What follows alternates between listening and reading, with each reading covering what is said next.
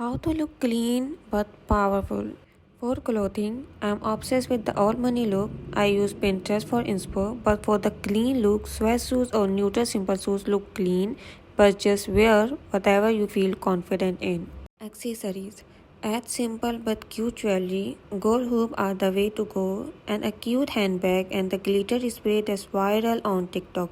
Spray on all your clothes. Scents. I recommend any vanilla spray. To be honest, it's basic but it smells so good.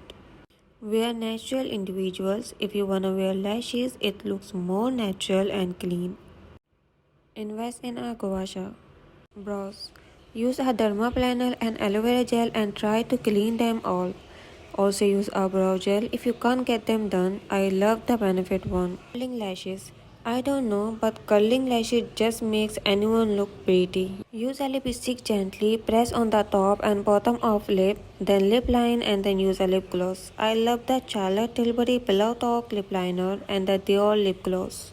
For hair, do a sleek bun or ponytail or have it down straightened. Or if you have natural curls, stock curls, but try to avoid frizzy unless you can make it look cute. If you like video, subscribe me. Thank you.